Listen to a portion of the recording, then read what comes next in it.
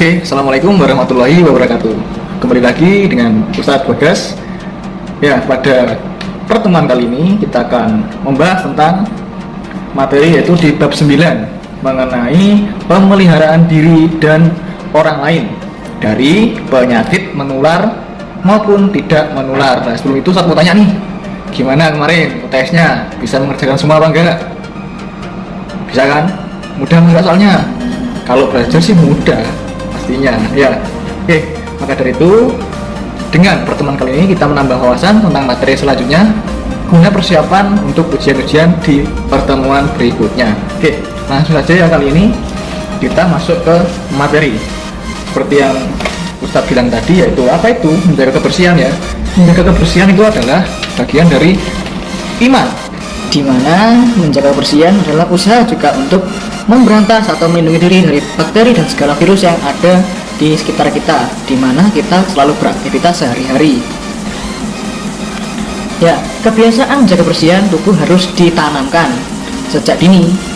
Menjaga kebersihan tubuh merupakan bagian penting dari menjaga kesehatan, di mana saat tubuh kita sehat, kita dapat beraktivitas dengan baik tentunya dan bisa melakukan aktivitas dengan efektif dan bermanfaat.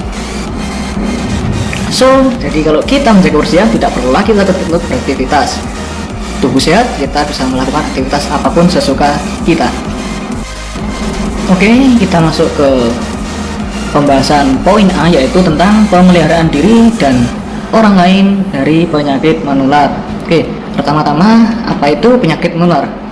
Penyakit menular adalah penyakit yang dapat ditularkan atau berpindah dari orang sakit ke orang yang sehat atau belum terkena penyakit sebelumnya. Nah, dalam kondisi ini orang yang sakit menyalurkan penyakitnya pada orang yang tadinya bugar, tadinya sehat, tidak terkena penyakit apapun, bisa saja terkena penyakit dan akhirnya orang yang tadinya sehat sakit karena tertular oleh virus dari orang yang sakit lainnya. Nah, pada hal ini ada beberapa daftar penyakit yang masuk kategori pada penyakit menular. Di antaranya adalah 1. Influenza, 2. mungkin muntahir, cacar air, demam berdarah, dan yang terakhir yaitu chikungunya. Oke, yang pertama influenza. Pada dasarnya di Indonesia influenza lebih dikenal dengan sebutan flu, yaitu suatu penyakit yang berasal dari virus yang menyebar, di mana virus ini setiap waktunya dapat bermutasi, dan target tujuan dari virus ini yaitu menyerang sistem imunitas tubuh atau kekebalan tubuh manusia. Nah, penyakit ini biasanya ditandai dengan keluarnya lendir dari hidung yang tak henti-hentinya, sehingga seseorang yang sakit tersebut tentunya akan merasa sangat kesulitan dalam bernafas ataupun beraktivitas.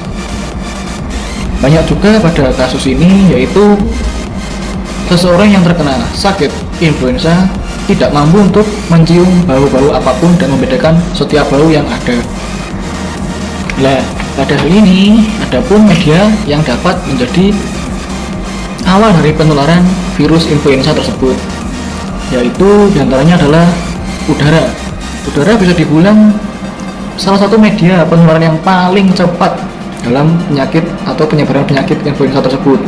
Kedua yaitu air liur atau ludah, di mana biasa kita berkomunikasi dengan berdekatan dan saling berhadapan.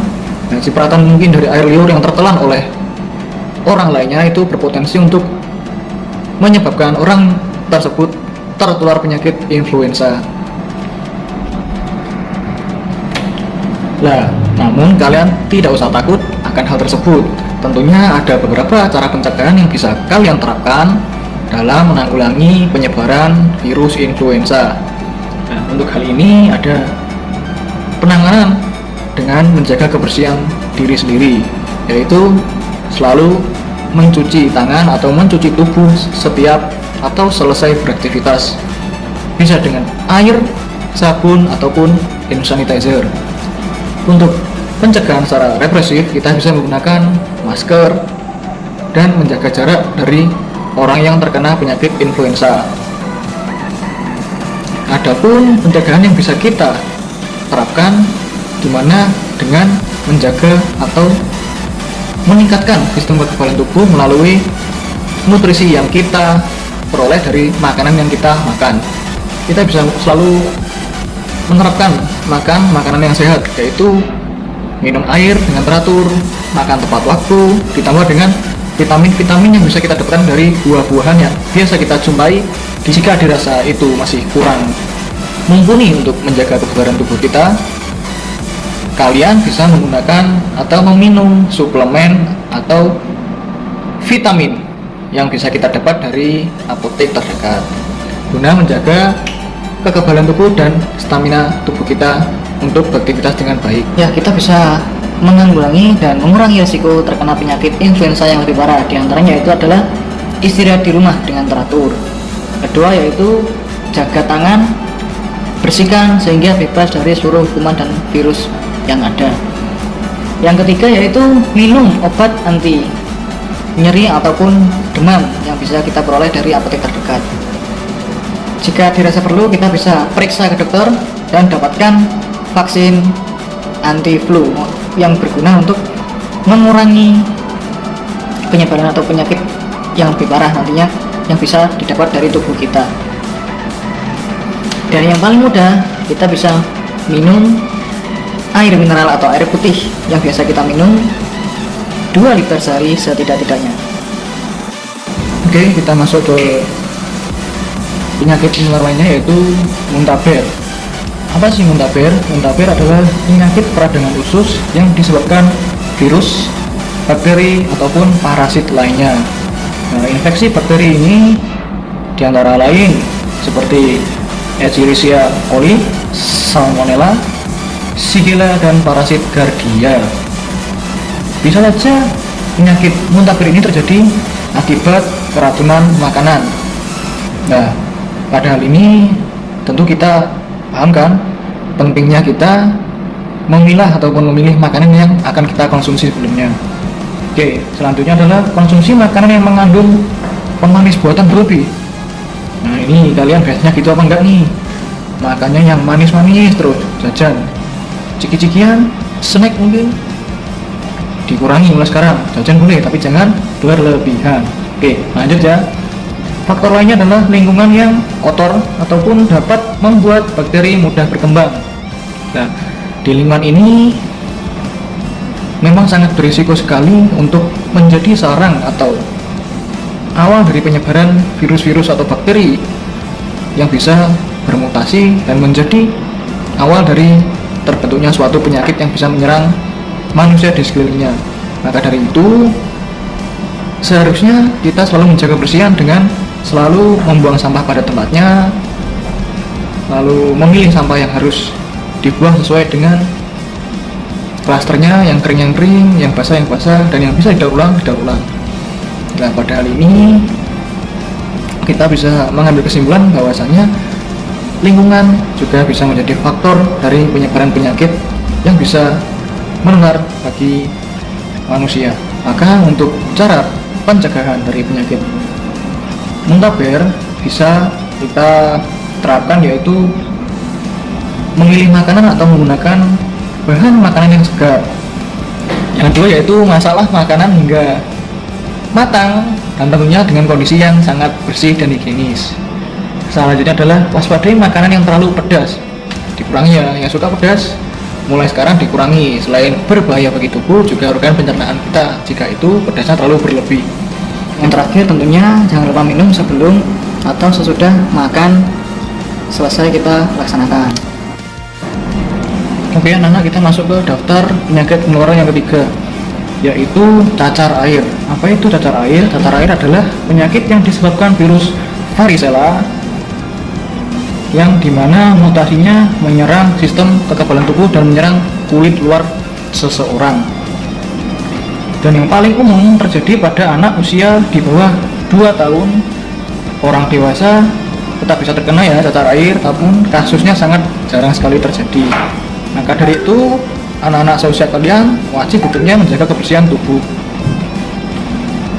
Apa saja gejala yang didapatkan dari penyakit cacar air? Di antaranya adalah demam ringan, tubuh merasa lesu ataupun lelah, dan sakit kepala. Fase kedua, nanti akan muncul bintik-bintik merah yang timbul di seluruh badan, yaitu adalah permukaan kulit. Yang ketiga adalah bintik merah mulai membesar dan jadi berair, sehingga nantinya akan timbul rasa gatal yang sangat amat. Nah, pada kasus ini kalian tidak boleh menggaruk ataupun memecahkan butir-butir ataupun bintik-bintik berair yang ada pada kulit. Nah, untuk masa karantina penyakit tersebut bisa terjadi antara lain 7-14 hari.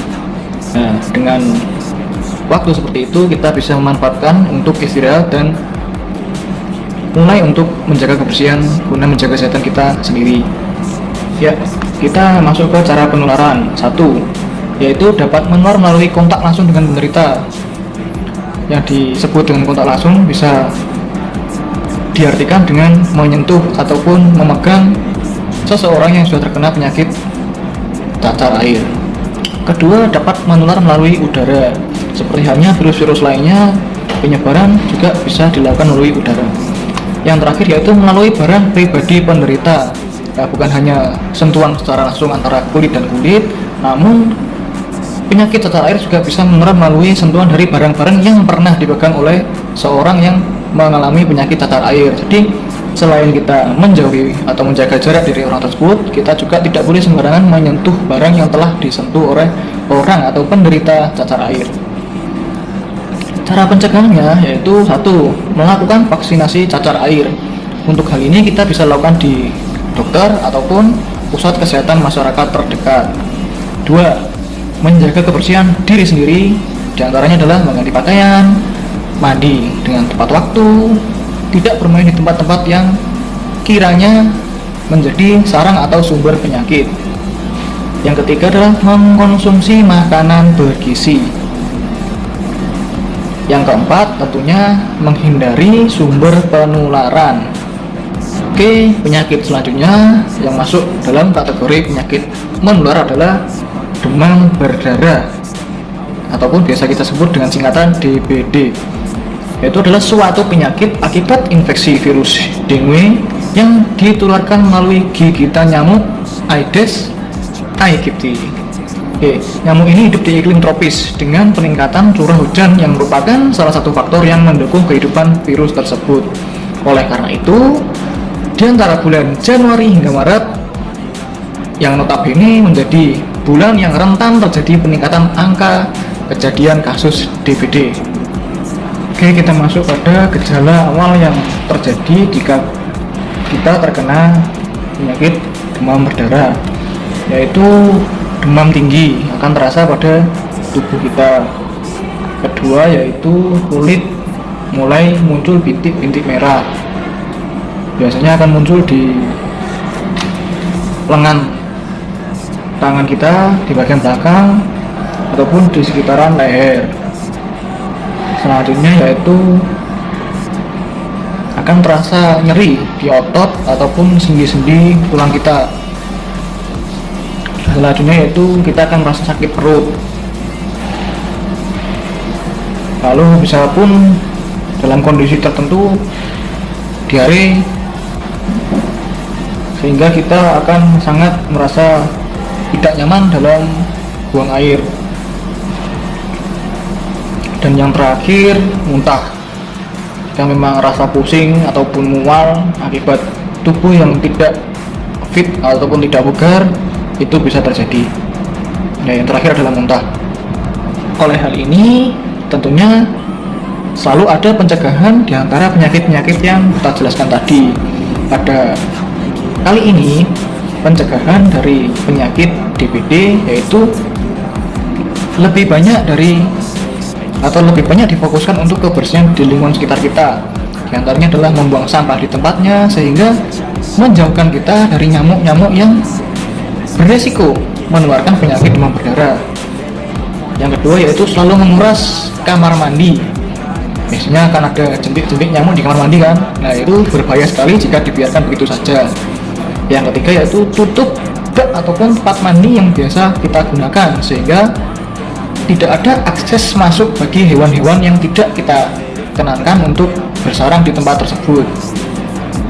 Dan yang terakhir adalah menimbun barang-barang yang sudah tidak terpakai. Oke, akhirnya kita masuk pada daftar penyakit menular yang terakhir, yaitu chikungunya. Nah, apa itu chikungunya? Chikungunya adalah penyakit yang berjangkit pada suatu kawasan atau populasi endemik yang disebabkan oleh virus Togaviridae atau genus Alphavirus, dan ditularkan oleh nyamuk Aedes aegypti juga. Sama-sama nyamuk Aedes aegypti, namun jenis virusnya yang berbeda. Nah, gejala chikungunya yang terjadi jika virus tersebut menjangkiti seseorang diantaranya adalah demam, nyeri otot, ruam pada permukaan kulit, sakit kepala, nyeri sendi, dan yang paling parah biasanya juga akan terjadi pembekakan pada suatu bagian tubuh. Nah, untuk cara pencegahannya tentunya sama halnya dengan pencegahan pada penyakit DBD. Karena apa? Karena sumber dari penyakit tersebut sama-sama dari nyamuk atau hewan, yang notabene cara penularannya atau cara pencegahannya dilakukan dengan pembersihan atau menjaga kebersihan di lingkungan. So, pada kali ini kita belajar sedikit saja ya, hanya sampai dengan beberapa contoh daftar penyakit menular yang biasa kita temui sehari-hari, tentunya di lingkungan sekitar kita. Dari beberapa materi tersebut, hikmah yang bisa kita ambil yaitu adalah menjaga kebersihan diri juga merupakan suatu hal yang nantinya berdampak pada lingkungan sekitar, yaitu keluarga, sahabat, ataupun orang di sekeliling kita. Jadi menjaga diri sendiri juga menjaga orang lain. Ya, mungkin itu saja yang bisa saya sampaikan pada pertemuan kali ini. Kita lanjutkan materi berikutnya di pertemuan berikutnya. Oke, saya akhiri. Assalamualaikum warahmatullahi wabarakatuh.